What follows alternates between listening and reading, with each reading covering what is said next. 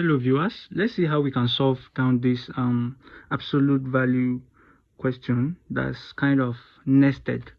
What I mean is we can see we have absolute value of another absolute value of x minus 2 minus 3 is equals to 1. Now how do we solve this? Let's do something here.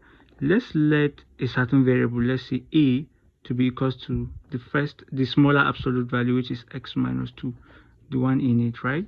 Which implies the whole. Let me just give it a name. Let's call it equation 1 because I'll be using it later on, right? Now substituting a, let me just say, should I call this a new equation? Yes, let's call it equation 2.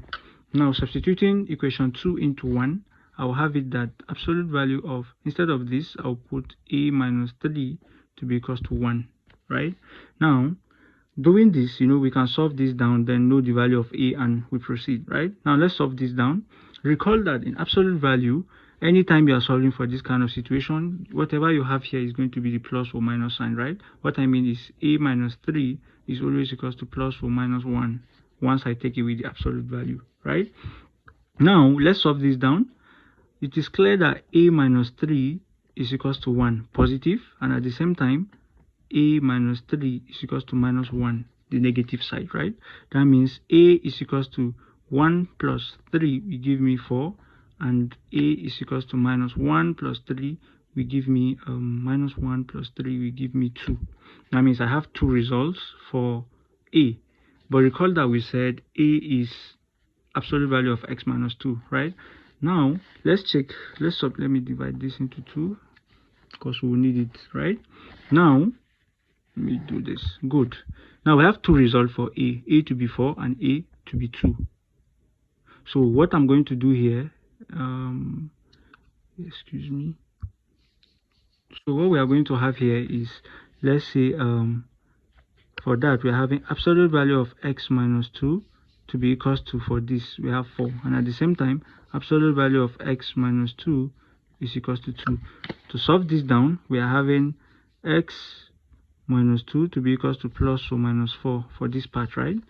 And x minus 2 to be plus or minus 2. I'm deliberately solving them at once so we'll just finish on time, right? I don't want the video to be long.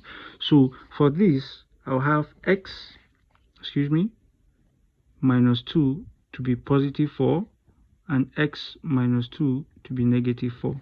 So that if we solve this down, I'll have x to be equals to 4 plus 2, which is 6. And at the same time, x to be minus 4 plus 2 is minus 2, I suppose, right? Yes, minus 2.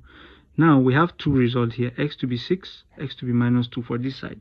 Now let's check out this. For this, I will have x minus 2 to be positive 2, and at the same time x minus 2 to be negative 2, so that x should be 4 and x should be this should be 0.